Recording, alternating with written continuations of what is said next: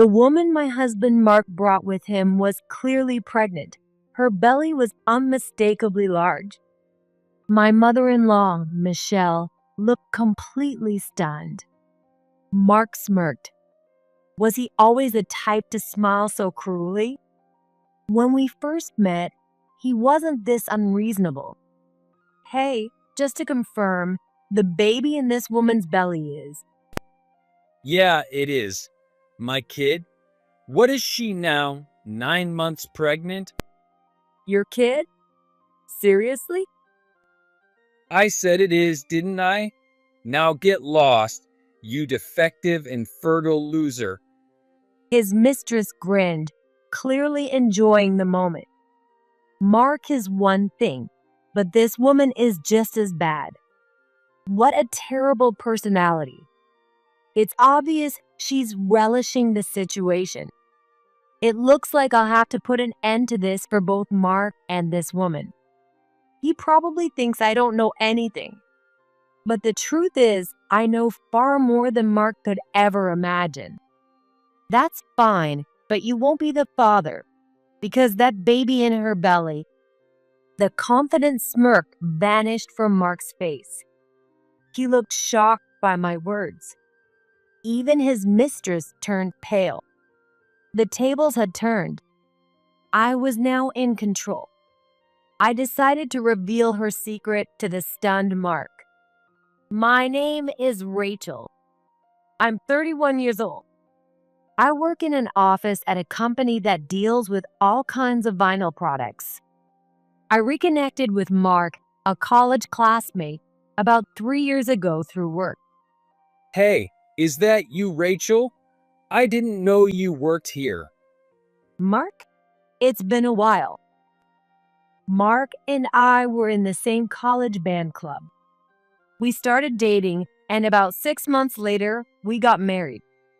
Mark had already lost his father to illness, while I had no mother. She passed away in a traffic accident on her way to work when I was very young. Michelle, my mother-in-law, was very kind and treated me like her own daughter, filling the void of a mother's warmth that I had never known. Rachel, I look forward to a long and happy life together. Yes, Michelle, I look forward to it too. Thus began our happy married life. But the only time there were no complaints was in the beginning. Soon, Mark started causing me a lot of heartache. The issue we faced as a couple. It was the struggle to have children. Even after 2.5 years of marriage, I still couldn't get pregnant. That's odd. We've been trying. Yeah, maybe we should get a thorough checkup. For women under 30, the infertility rate is less than 10%. I thought I might be part of that 10% and decided to get tested. The results came back with no issues. The female doctor at the clinic even gave me a glowing report. So I suggested that Mark get tested next. Don't be ridiculous. A friend of mine said that 90% of infertility issues are on the woman's side. I've always been healthy, so there's no way there's a problem with me. There's no point in getting tested. He flat out refused to get tested. Prejudice about infertility. Arrogant attitude. Childish reasoning. I was completely exasperated with Mark's lack of cooperation and selfishness. And to make matters worse, he kept pestering me about having kids. Smith, one of my coworkers, got married around the same time as us, and now they're expecting their second kid. What the heck are you doing? Get it together. Don't act like it's all my fault. You haven't even gone to get tested. Arguments between us became more frequent. Our relationship grew more and more strained until we eventually stopped talking altogether. Obviously, in such a situation, there was no way we could work on having kids. That's when Mark's reckless behavior started to increase. He began spending more money and staying out late. He says he's busy with work, but I'm not sure if that's true. Since there's been almost no change in his pay stubs, I'm pretty sure he's lying. What caught my attention was that Mark suddenly started taking care of his appearance a lot more. It was like when we first started dating, he was paying extra attention to how he looked. Hey, just to be clear, you're not cheating on me, are you? What? Of course not. How could you even think that? Use your head a little. This man is definitely cheating. In that brief moment before he answered, I knew it for sure. Who is she? How old is she? How long have they been seeing each other? Days? Months? The more I thought about it, the angrier I got. I didn't care about anything anymore. And as I let it go, Mark's selfish behavior only escalated. Enough already. Stop wasting money. What do you mean wasting money? What are you talking about? You used our card to buy women's clothes and shoes. I checked the statements, you know. So what? Stop acting like a stalker. You think I'm a stalker? What wife wouldn't be concerned about what her husband is buying on their card? At the very least, I care. Especially if he might be spending it on another woman. Maybe he didn't like being called out so harshly. Before long, Mark practically stopped coming home altogether. Mark has completely lost respect for me. No matter how much I tell him, he doesn't listen. So I decided to talk to Michelle about it. I made an appointment and visited her alone at her house. Michelle listened, nodding as I told her about her son's bad behavior. When I finished, Michelle apologized sincerely. I'm so sorry about Mark, Rachel. I must have raised him wrong somehow. Michelle, please lift your head. You're not to blame. I had no intention of blaming Michelle. The one at fault is Mark himself, who suddenly changed his attitude and became arrogant. He's an adult now. He should know better. When I said this, Michelle let out a big sigh. Well, I hate to say it, but Mark must have taken after his father. They both have a habit of reckless spending. In that case, let's call him here and talk to him directly. True to her word, Michelle immediately called Mark. He must have known what was coming. When Mark finally arrived, the look on his face was anything but pleasant. Mark, you've been making Rachel miserable. Are you even sorry? Tell me what you've been spending money on. It doesn't matter. It's none of your business, Mom. Of course, it's my business. Well, this is so annoying. Just leave me alone. Mark left, clearly fed up. Afterward, Michelle suggested I look into what Mark has been up to. If he won't talk, we'll find out ourselves, she said. Honestly, I had already been planning to do that before Michelle even mentioned it.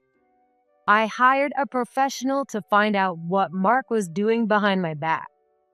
I was prepared to accept whatever truth might be revealed. It turns out that when she was younger, Michelle had also hired an investigator to look into her late husband's activities. It was shortly after they got married, and the investigation revealed that he was cheating. Michelle said her husband was quite shocked when she mentioned the mistress by name. He never thought I knew everything. He was really surprised. It was quite satisfying at the time. I have a feeling I'm in a similar situation. It's just a hunch, but I'm pretty sure Mark is cheating. He doesn't seem to be trying very hard to hide it. That's what's really unsettling. What's Mark thinking? In any case, gathering evidence now could be useful later. I took Michelle's advice and hired the detective agency she recommended to investigate Mark. Of course, the results were exactly what I expected. Mark was indeed cheating. He hadn't been coming home because he was living in the house of his mistress.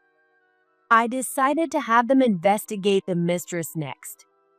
A few weeks later, Michelle contacted me. Mark was planning to visit his family's house next week. For whatever reason, he said he wants to come home his father's anniversary. Also, he mentioned wanting to introduce someone to me. Thank you for letting me know, Michelle. May I come too? I'd like to talk to Mark directly. Of course, if there's anything I can do to help, just say the word. No matter what Mark says, I'm on your side, Rachel. Thank you so much, Michelle. The person Mark wants to introduce to Michelle. It's easy to guess who it is. It's his mistress. Mark is probably planning to divorce me and marry her. He likely wants to introduce her first and, if necessary, win Michelle over to their side. Now that I knew his plan, I had to prepare my own countermeasures. I quickly got in touch with someone and arranged for them to assist in my plan. The weather on the day was stormy. The sky seemed to reflect the turbulent times ahead. When I arrived at my in-laws' house, there was an unfamiliar compact car in the driveway.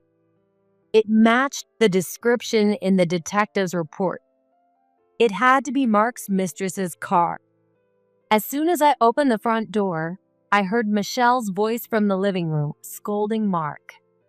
He must have done something truly outrageous. I hurried toward them. What on earth are you thinking? Don't you feel any remorse for what you've done to Rachel? Why should I? She's the one who can't have kids. Oh, Rachel, you're here too? Did Mom call you? We were just talking about you. It's been a while, Mark, and sitting next to Mark was a woman who looked to be around the same age as us. She was dressed flamboyantly, with bright colored hair. Her appearance was the complete opposite of mine. She glanced at me and smiled smugly. What an awful smile. As you can see, this is Mark's mistress. What was your name again? How about a proper introduction? Nice to meet you. I'm Emily, and I've been seeing Mark. You must be Rachel. Perfect timing. There's something I'd like to give you. Right, Mark? Oh, that's right. Here you go. I've already signed my part. What she handed me was divorce papers. Emily's smug expression was infuriating. She was confident that she'd win no matter what. That confidence was written all over her face. And the source of that confidence? It had to be her belly. Emily was clearly pregnant, her belly quite large. Noticing my gaze, Emily smiled. Mark reached over and gently caressed her belly, looking at it lovingly. Just to be clear, the baby in her belly is. Yeah, it's mine. What is it now? 9 months? Your kid? Really? Yeah, that's what I said. Now get lost, you defective infertile loser. Emily grinned, clearly enjoying herself. Mark is one thing, but Emily is just as bad. What an appalling personality. It's obvious she's having fun with this situation. It looks like I'll have to put both Mark and Emily in their place. Come to think of it, Mark is quite a pitiful man. He probably thinks I came here unaware of everything. But the truth is, I know far more than Mark could ever imagine. Fine, but you won't be the father, because that baby in her belly isn't yours. What the hell are you talking about? That's impossible. Right, Emily? Of course. Stop saying weird stuff. Oh, I get it. You're just jealous. You can't have kids. So you're envious of my big belly, huh? Say whatever you want. There's nothing wrong with me. If there's a problem, it's with you, Mark. The confidence drained from Mark's face. He looked shocked by my blunt statement. I decided to reveal Emily's secret to the stunned Mark. The baby she's carrying isn't yours. It's David Miller's. Isn't that right, Emily? What? How? How do you? She was wondering why I knew that fact. Or maybe she's wondering why David's name is being mentioned. Seeing Emily's stunned expression, Mark looked just as bewildered. The fact that I mentioned a specific name made my words all the more credible, leaving them both visibly shaken. Surprised that I know about David? You've been married to him for about 4 years now, right? Do you really think it's okay to betray him like this? Who's David? I don't know anyone by that name. Pretending not to know? You really think that's going to work? Unbelievable. You still don't understand your situation, do you? I pulled out some documents from my bag. They were the results of the investigation I had conducted. As I began reading the facts aloud, the color drained from Emily's face. Emily Miller, 31 years old, originally from Texas, moved to New York for college, took out a loan for plastic surgery and started working at a club, dropped out of college. Quite the example of a downward spiral, huh? You met David at that club, didn't you? Isn't that how you met Mark, too? What the hell? How dare you snoop into my life like that? This is insane. Isn't it normal to want to know more about the person involved in your husband's affair? Besides, you just admitted that everything I said is true, didn't you? Want me to keep reading? Stop it. Just stop. Emily was clearly upset. This reaction is more than enough. It was as good as admitting that everything I said was true. Mark stared blankly at Emily's profile, unable to process the fact that he had been deceived. This can't be true. It's not true, right, Emily? You're married? That's not right, is it? We're getting married, aren't we? I don't know what lies she's been feeding you, but it's time you woke up, Mark. This woman has a history of deceiving men, taking as much money as she can, and then disappearing. Stop saying such awful things. Mark, you can't believe a word she says. She's lying about everything. She's the real liar here. Yeah, but then why are you so flustered? Is it because you have something to hide? Because Rachel is telling the truth? What's going on? Poor Mark. He hasn't realized that he was just being played. After investigating Emily, I learned just how malicious she really was, and it made me sick to my stomach. This woman loves to manipulate men and bend them to her will. She's a wicked woman who always needs a man who's convenient to satisfy her desires. A guy who's fairly good-looking, makes decent money, loves to party, but isn't too bright.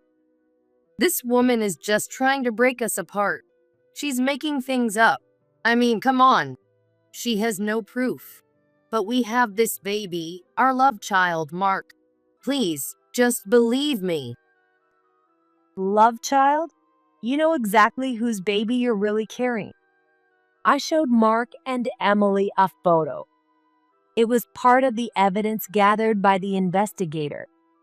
The photo showed Emily entering an obstetric clinic, accompanied by a tough-looking man with a strong build.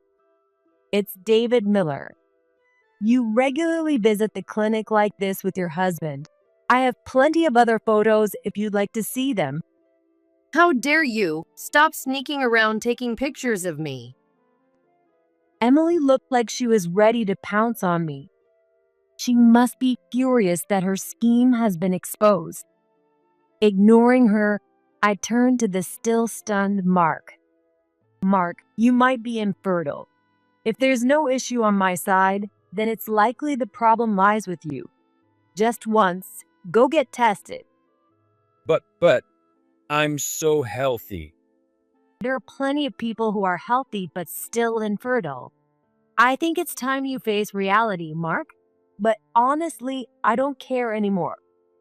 I have the divorce papers in my hand. Once I submit these to the courthouse, my relationship with Mark is over. Even if he was deceived by Emily, I have no intention of getting back together with him. He disrespected and belittled me. Defective, infertile loser. Well, good riddance. I'm ready to divorce Mark and start a new life.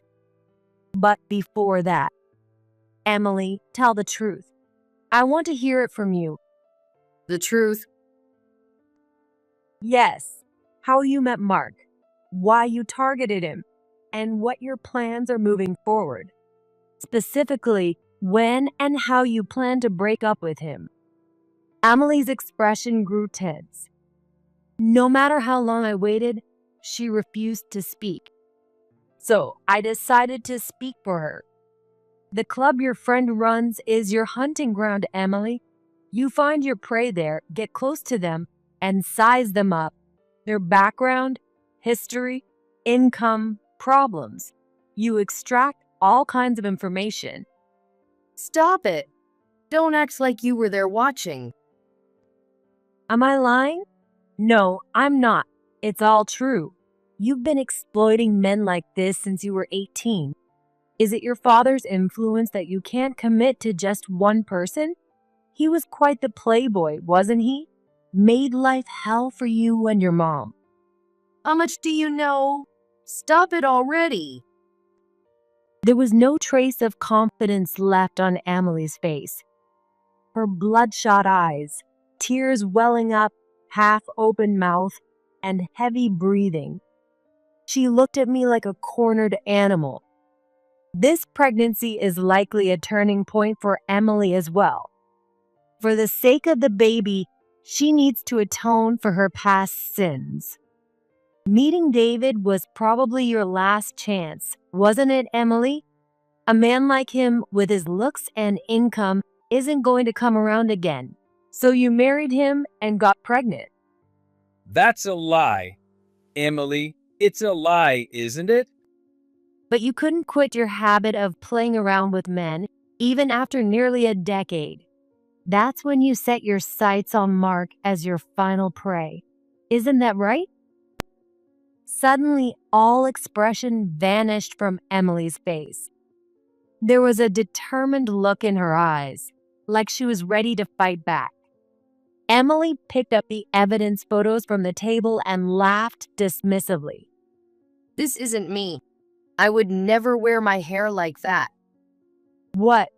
What are you talking about? That's clearly you. No, it's not. It's someone who looks a lot like me. I don't even own clothes like that.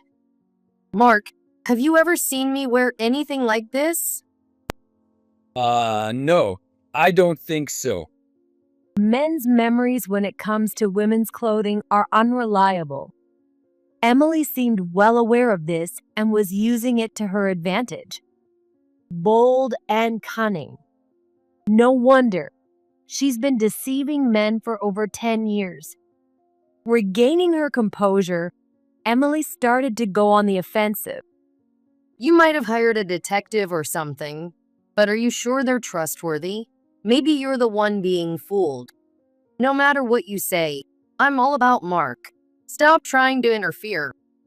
First of all, Emily's a successful businesswoman who's so busy that she can hardly ever make it home. There's no way she's married to another guy like you're suggesting, Rachel. Oh, really? So, Mark, you believe that Emily's a businesswoman? You think you're living in a house she owns and that she's just too busy to come home often? Mark seemed completely convinced by Emily's lies. It's true that the house that he's staying in belongs to Emily. But the idea that she's a businesswoman is a complete fabrication. It's time for a wake-up call.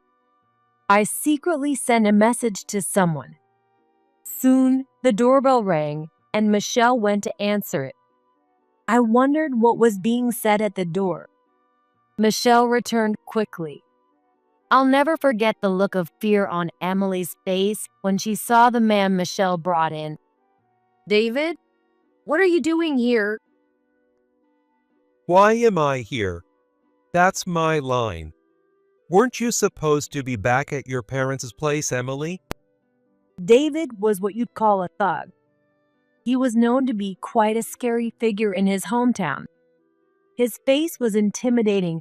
He had a strong build, and tattoos peeked out from his neck. If it came to a fight, Mark wouldn't stand a chance. With David glaring at her like a demon, Emily turned pale. She began to tremble. Don't just stand there silent. Explain yourself, Emily. Why are you here? And who's the guy next to you? Wait, David. It's not what it looks like. Then explain exactly what it is. If I'm satisfied, we'll leave it at that. But if not, you better be ready. You know I've got a lot of friends I can count on. I'll have them beat you to a pulp. Please wait. It's not like that. The ace up my sleeve was Emily's husband, David Miller. The unexpected appearance left Emily stammering. Contacting David and getting him on my side was a risky move. If I'd shared the information carelessly, there was a chance Emily could have found out. But with all the evidence of the affair in hand, David remained calm and quietly agreed to help me. No matter how Emily tried to spin it now, she wouldn't be able to clear her name. What would Emily do when she was cornered? She acted exactly as I had predicted. She abandoned Mark. Emily stood up, rushed over to David, and started crying. I was so scared. He's been blackmailing me. He had something on me, and he's been staying at my place, and I couldn't do anything about it. What? Wait a minute. Me? You're saying I was blackmailing you? For what? You were after my body and my savings, weren't you? But when I got pregnant with David's child, you decided to stay at my place and take whatever money you could get. Isn't that right? That's nonsense. What the hell is going on? Who is this guy? Isn't the baby mine? Mark looked utterly confused, not knowing what to believe. To me, he seemed more pathetic than pitiful. He had betrayed his wife for this woman, only to be betrayed himself. David, on the other hand, was completely unfazed. Emily's tears had no effect on him. I had already shared part of the investigation report with David. Armed with irrefutable evidence, he wasn't about to fall for Emily's lies. The home you're talking about, Emily, is the one in Texas, right? No, it's the one nearby, the house your relatives gave you. You've been letting this guy stay there, haven't you? I'm staying at Emily's house, but she bought that house herself. It wasn't given to her by her relatives. Emily's a successful businesswoman who earned the money to buy that house. Shut up. You're just making things more complicated. Listen closely. You're being played. This woman is a pathological liar. The baby she's carrying is mine, and the houses you've been living in belongs to her relatives. And she's not a businesswoman. She's unemployed, at least since she married me. One truth after another was revealed. Mark seemed lost, unable to fully comprehend what was happening. His half-open mouth looked pitiful. It was clear he couldn't accept the reality in front of him. You idiot.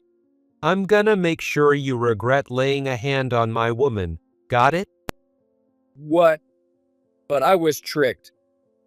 Does that matter? You still did it, didn't you?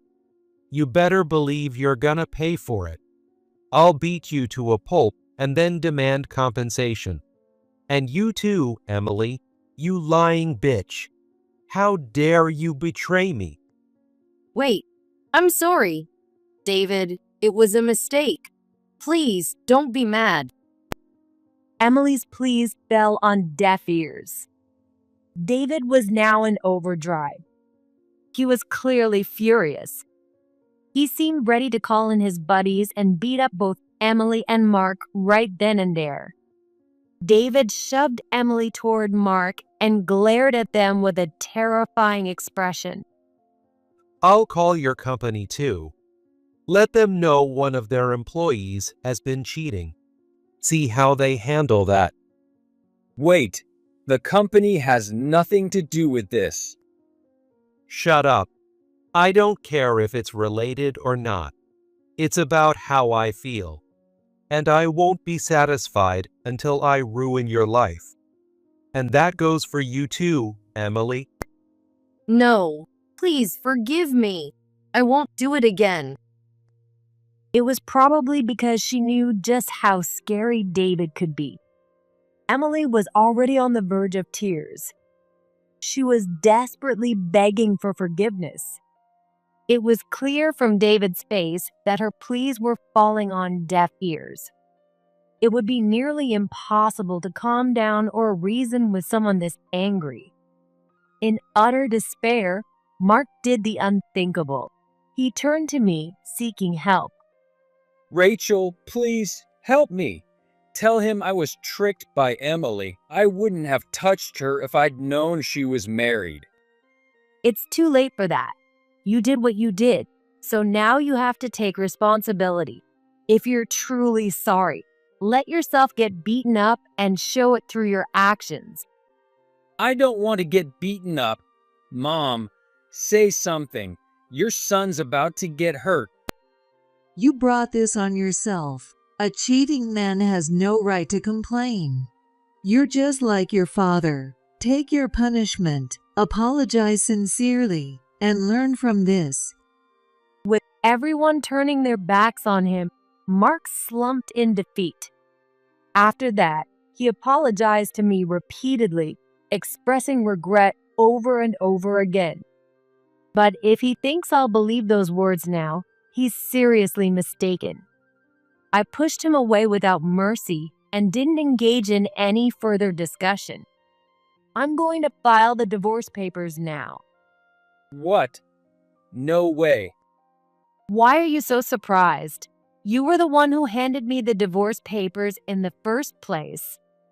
But the situation has changed. Please wait. I'm sorry. I'll apologize. He knows what will happen if he gets hit with alimony and his affair gets exposed at work. Most likely, he'll lose his position at the company and his savings. Maybe, just maybe, this could even lead to David and his crew leeching off him. That would be the worst case scenario. If it comes to that, Mark would be stuck as an ATM for David and his buddies for the rest of his life. He realizes this, which is why he's desperately pleading with me and Michelle for help. But it's all too late now. I went ahead and officially divorced Mark. Michelle also cut ties with him. David didn't forgive Emily for her betrayal. After she gave birth, he divorced her, forced her to take on debt for him, and then kicked her out. It seems he forced her into living as a single mother. It's a cruel fate. Emily was stripped of anything valuable she owned and returned to the South with nothing.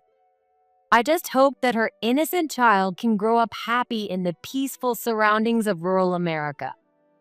As for Mark, his situation was even more tragic. David, being a man of his word, he contacted Mark's workplace about the affair. He even yelled at the CEO, asking, "What kind of employee training do you run here?" The CEO had no responsibility for Mark's infidelity, but he still offered a sincere apology. After that, The CO called Mark in, confirmed the facts, and scolded him. They say Mark was almost in tears when he was labeled a cheating scumbag in front of all his colleagues. With both the CO and his coworkers now looking down on him, Mark lost everyone's trust. He lost his credibility and was relegated to a dead-end department, effectively derailing his career. Since he had to cover a significant amount of alimony with loans, quitting wasn't an option. Now he's isolated at work, enduring daily misery. Isn't this an appropriate end for a man who betrayed his wife? Personally, though, I wish Mark would suffer even more than he already has. Mark's unbearably difficult daily life. The one who told me all about it in detail was Michelle. She went out of her way to visit me and apologized again. I'm really sorry that my foolish son made you go through such a terrible experience and wasted so many years of your life. I don't even know how to properly apologize anymore. Oh no, Michelle. Please don't worry about it. It's not your fault. I'm okay. You're right. Rachel, you're strong, and I'm sure you'll be fine. But Rachel, if you'd like, would you be interested in meeting the son of one of my acquaintances? He runs a company. He's divorced but doesn't have any kids, and I think he's about your age. What? There's someone like that. I'd love to meet him. If it's not too much to ask, could I ask you to play matchmaker, Michelle? Michelle smiled, relieved to see that I seemed to be doing well. After that, I was introduced to my future husband through Michelle. He has a quiet personality, says very little, but he's a kind and gentle man. And since he runs several companies, I don't have to worry about finances at all. I almost feel like I owe my current happiness to Mark's infidelity. Life is full of ups and downs, like a twisted rope. You never know what the future holds. But if there's one thing Mark's example makes clear, it's that an unfaithful life leads to a grim end. Being honest with your partner is an absolute requirement for living a fulfilling life. With that lesson in mind, I plan to continue living a humble and sincere life from now on.